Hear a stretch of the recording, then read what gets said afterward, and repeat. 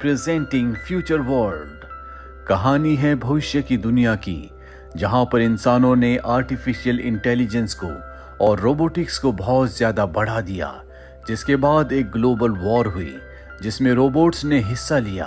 और इस वॉर के बाद दुनिया लगभग पूरी तरह से खत्म हो गई और अब इस दुनिया में बहुत कम इंसान बचे हैं जिन्हें अपने सर्वाइवल के लिए बहुत मुश्किलों का सामना करना पड़ता है।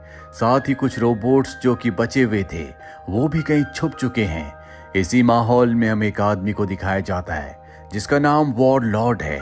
वो अपने लोगों के साथ वेस्टलैंड पर अटैक करता है क्योंकि उसे इंफॉर्मेशन मिली है कि यहाँ के लोगों ने एक एंड्रॉयड रोबोट को यहाँ पर छुपा रखा है।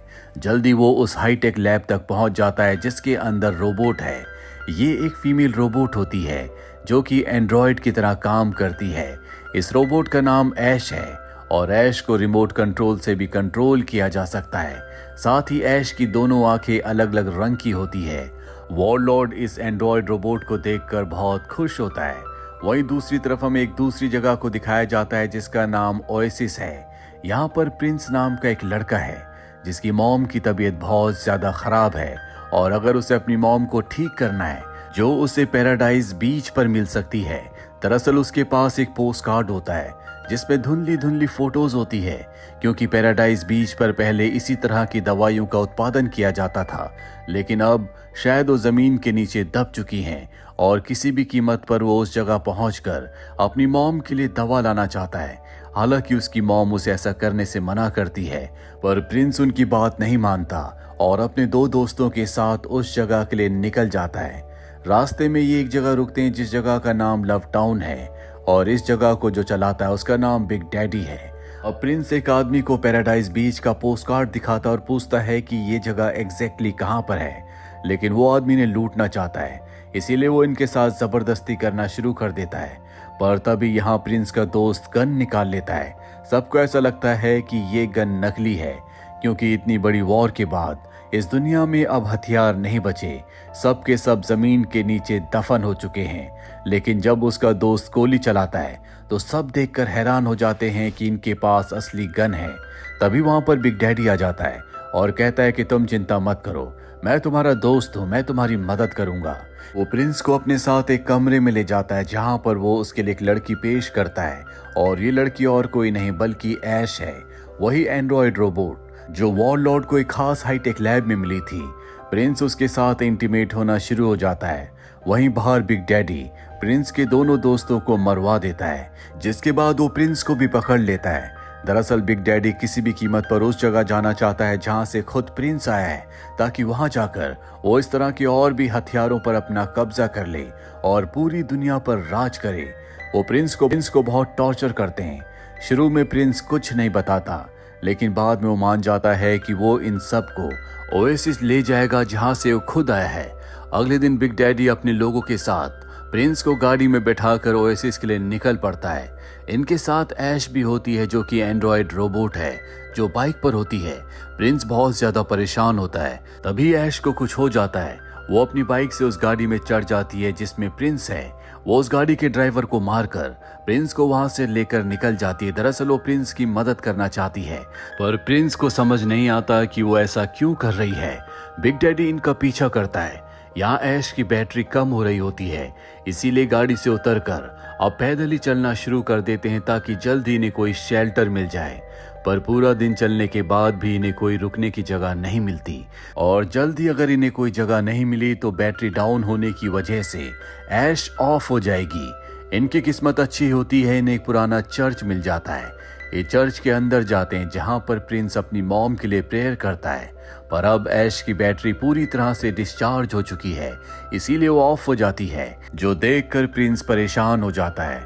पूरी रात उस खंडर नुमा चर्च में बिताने के बाद अगले दिन वो एक स्ट्रेचर बनाता है जिस पर वो ऐश को खींचता हुआ उस जगह ले जाता है जहां पर उसे वो जड़ी बूटी वो दवा मिल सकती है जिससे उसकी मॉम ठीक हो जाएगी, यानी कि पैराडाइज लैंड।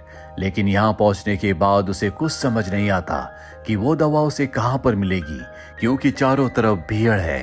तभी यहाँ पर कुछ लोग आते हैं जो इन दोनों को अपने साथ ले जाते हैं।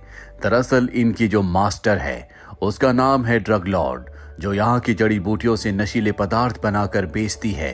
प्रिंस उसे वो पोस्ट कार्ड दिखाता है जिसमें उस जड़ी बूटी उस दवा की फोटो है और कहता है कि ये मुझे किसी भी कीमत पर चाहिए।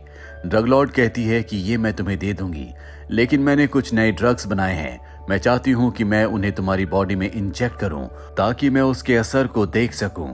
इसके बाद तुम जड़ी बूटी लेकर यहाँ से जा सकते हो। प्रिंस किसी भी कीमत पर अपनी मॉम की जान बचाना चाहता है, इसीलिए वो ड्रग लॉर्ड की बात मान जाता है। जिसके बाद वो उसे अपने खास कमरे में ले जाती है और उसकी बॉडी में उस नशीले पदार्थ को इंजेक्ट कर देती है और अब प्रिंस को अजीब से हेलुसिनेशन होना शुरू हो जाते हैं। वहीं हमें ऐश को दिखाया जाता है जिसे ली नाम की एक मैकेनिक के पास ले जाया जाता है जो ड्रग लॉर्ड की एक प्रिजनर है। और जब ली ऐश को देखती है तो वो उसकी खूबसूरती को देखती रह जाती है। वो उसकी तरफ बहुत ज्यादा अट्रैक्ट हो जाती है और अब जल्द से जल्द वो उसे पूरी तरह से रिपेयर करके चार्ज करके एक बार फिर से एक्टिवेट कर देती है। ऐश होश में आने के बाद उसे थैंक्स कहती है। दरअसल ऐश के अंदर ह्यूमंस जैसे इमोशंस हैं। वो ह्यूमंस की हर एक बात को समझती है और उन्हीं की तरह फील भी करती है। अब ली ऐश को ड्रग लॉर्ड के पास ले जाती है। ड्रग लॉर्ड इस बात से बहुत खुश होती है कि वो एक एंड्रॉयड है, यानी कि वो एक रोबोट है। वो ऐश से कहती है कि मैं चाहती हूँ कि तुम हमारे साथ ही रहो, हम तुम्हारी हर तरह से मदद करेंगे।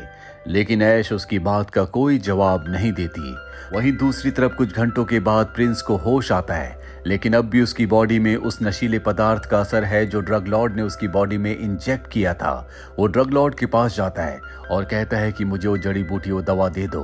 ड्रग लॉर्ड कहती है कि इससे पहले कि मैं तुम्हें दवा दूं, तुम्हें इस एरिना में एक ग्लैडिएटर के साथ फाइट करनी होगी और अगर तुम उस फाइट को जीत गए तो तुम यहाँ से दवा लेकर जा सकते हो।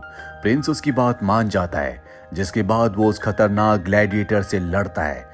ग्लैडिएटर पूरी तरह से उस पर हावी हो जाता है, पर इससे पहले कि वो प्रिंस को मारता, ड्रग लॉर्ड उसकी तरफ एक तलवार फेंकती है, जिस तलवार को उठाकर वो उस ग्लैडिएटर को मार देता है। इसके बाद प्रिंस को जड़ी बूटी और दवा दे दी जाती है।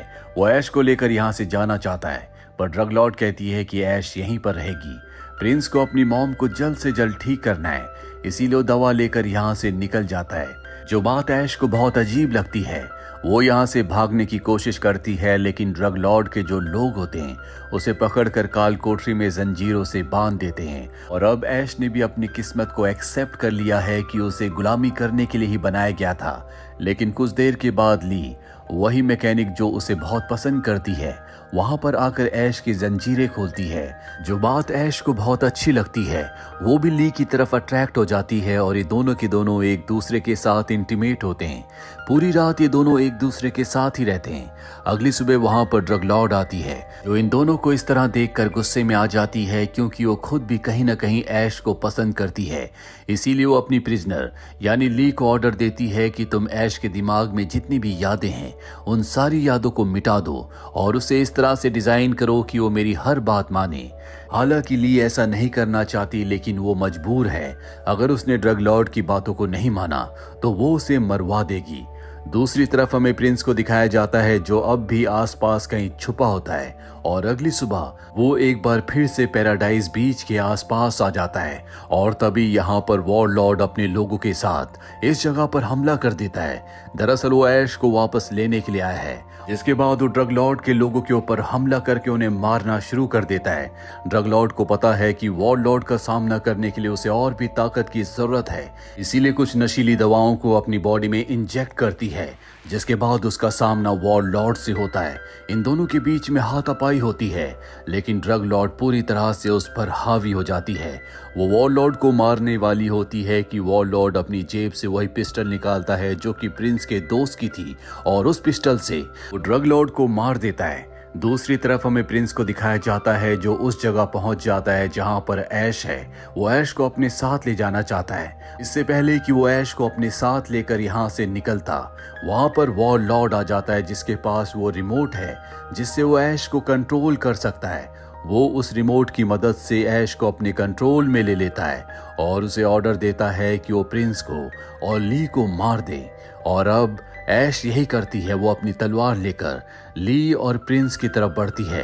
ली उसे समझाने की कोशिश करती है कि तुम कोई वॉर मशीन नहीं हो, तुम्हें दूसरों को मारने के लिए नहीं बनाया गया, हम दोनों एक दूसरे से प्यार करते हैं। ऐश की अब भी कुछ मेमोरीज बाकी होती हैं, इसीलिए उसे याद आ जाता है कि वो कौन है और ली ने उसके लिए क्या किया था। इसीलिए वो तलवार जो उसके हाथ में होती है, उस तलवार से वॉर लॉर्ड के ऊपर हमला करके वो उसे बुरी तरह से जख्मी कर देती है। जिसके बाद ये सब के सब बाइक से यहाँ पर भाग जाते हैं, लेकिन वॉर लॉर्ड अब भी इनका पीछा नहीं छोड़ता। वो अपने लोगों के साथ इनका पीछा करता है। जल्दी ऐश को समझ में आ जाता है कि जब तक वो वॉर लॉर्ड को नहीं मारेगी तब तक ये सुरक्षित नहीं है। इसीलिए बाइक को वापस घुमाकर वॉर लॉर्ड की बाइक के ऊपर हमला करके उसे बाइक से नीचे गिरा देती है और अब वो वॉर लॉर्ड की तरफ बढ़ती है और उसे मार देती है, जिसका मतलब ये है कि अब इनका कोई पीछा नहीं करेगा। इसके बाद ये तीनों के तीनों यहाँ से निकलकर ओएसिस पहुंच जाते हैं, जहां पर प्रिंस अपनी मॉम को जड़ी बूटी वो दवा देता है जिससे वो जल्दी ठीक हो जाती है। और अब ऐश और ली यहाँ से जाना चाहती हैं ताकि वो दूसरे लोगों की जान बचा सके, साथ ही इस तरह के एंड्रॉइड्स को भी ढूंढ सके जो कि ऐश की तरह है। ऐश जाने से पहले प्रिंस को अपने गले से लगा लेती है। वहीं ऐश और ली लव टाउन पहुंच जाती है, जहां पर बिग डैडी है जिसने वहां पर कई सारी लड़कियों को अपना गुलाम बना रखा है जो उनसे गलत काम करवाता है। ये दोनों वहां पहुंचकर उसके ऊपर हमला करके उसे जमीन पर गिरा देती है, जिसके बाद वहां पर वो सभी लड़कियां जो बिग डैडी के ऊपर हमला करके हैं और अब इसी तरह से दूसरे लोगों को भी आज़ादी दिलवाने के लिए, साथ ही एंड्रॉइड्स को ढूंढने के लिए ये यहाँ से निकल जाते हैं। इसी के साथ ये फिल्म, ये कहानी यहीं पर खत्म हो जाती है। उम्मीद करते हैं कि ये कहानी आपको पसंद आई होगी।